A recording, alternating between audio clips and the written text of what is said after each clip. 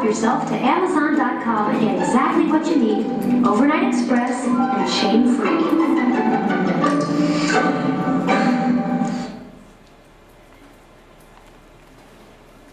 Good morning, everybody. We just saw a perfect example of product placement for a company, Amazon, and the film Sex and the City. Now, take a look at these pictures. What is so special to them? What is so obvious? Did you notice that all these brands are smiling at us? Welcome to the new way of advertising. Today, Mari, Jari, Stefanie, and I will tell you something more about product placement. What is it? How does it work? And 2 specific cases of product placement on children. If you have any questions or remarks, please keep them until the end of our presentation, and we will be glad to answer them and listen to your suggestions. I will start with the definition. Product placement is an advertising technique used by companies to subtly promote their products through a non-traditional advertising way, usually through appearance in films and television. Even The Simpsons use product placement. The marketers want to create a need by showing the big billboard of Starbucks. They don't tell us what to think, only what to think about. A key part of product placement is making a brand more recognizable and put them in our memory. Look to the picture. I believe the marketers succeed their mission. Starbucks is in our memory now. As Sophie already mentioned, product placement is the use of particular products in movies, television shows, books, songs, and so on, in order to increase awareness of the product. There's some discussion about the birth of product placement. One group explains us that product placement came along with digital technology. Digital recording allows viewers to watch television while skipping through commercials. Thus, advertisers began to promote product placement. I'm not in favor of this point of view. Along with other people, including myself, product placement was invented as a rise of commercials on television, as commercials on television were on the rise. Producers thought about more productive ways to promote their products and with less costs. And the role of television, one of the most dreadful words to advertisers is zapping. It denotes the quick reaction of the viewer by changing the channel at the side of a commercial. But product placement makes sure your brand is viewed within the movie, not within the irritating commercial breaks in the middle of it.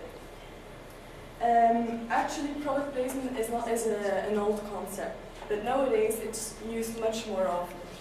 We used to see a can of soda labeled as cola or something, but nowadays you can see clearly whether it's Pepsi or Coke. To give you an example, product placement was used long ago with digital technology. I'll give you the example of Risky Business. It's a film directed in 1983 where Tom Cruise wore the Rain Man sunglasses.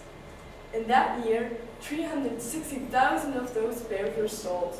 So that explains us the increase of sales thanks to product placement. Now Stefanie and Shari will tell you something more about the effectiveness of product placement on children. As Marie said, Stefanie and I are going to focus on the research question. Well, what's the effect of product placement on children? Well, it's a general fact that children are easily influenced by everything. Marketers know that and take advantage of it. We are going to explain the 2 different aspects that influence children while watching a movie. It's namely smoking and the use of beverage and unhealthy food. But first of all, what do we mean by children? Well, product placement and commercials doesn't work on children under the age of 8. It's because they can't understand the difference between product placement and the program content, but also because they don't understand the effect of it. Then we got teenagers. Well, they react differently, and it's not always the result marketers want. They recognize product placement, but that doesn't always change the way they think about the product. Yet, it has lots of negative effects.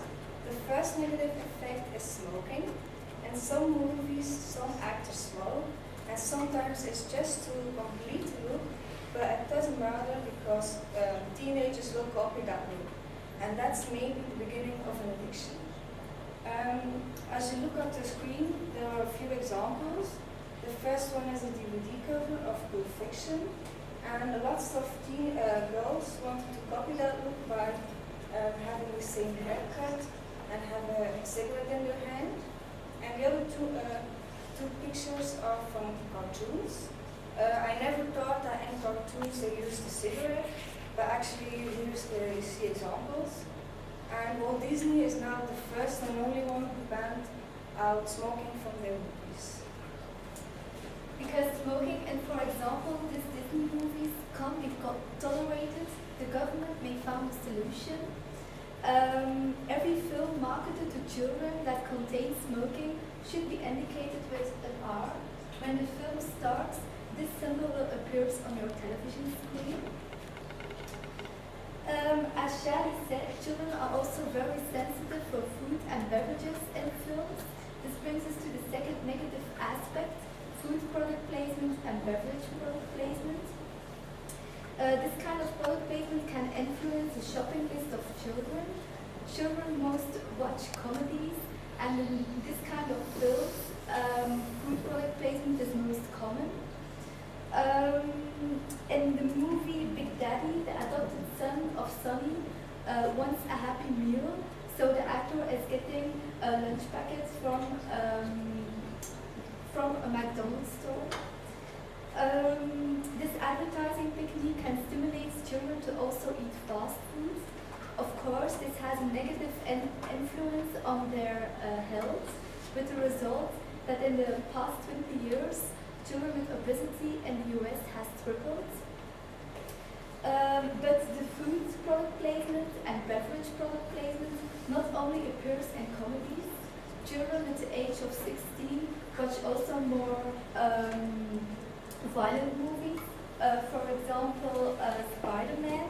In this part, you can see that Spider-Man practices superpowers on a can of Dr. Pepper.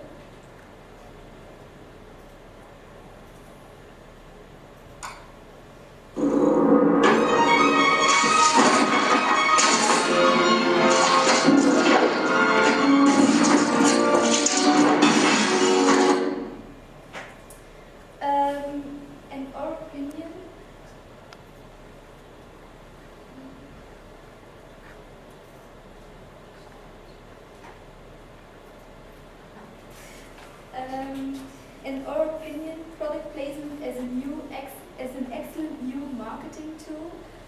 We experience that it really has an influence on shopping behavior by people. In this presentation, we describe what product placement implies and how it comes into existence. Furthermore, we discussed the specific influence on children, and it was smoking and food and beverage product placement. With our own experience, we can conclude that we are convinced that product placement really works and has an effect on people, especially on children. Thank you for your attention, and if someone has questions, you can ask it. You don't need to hesitate.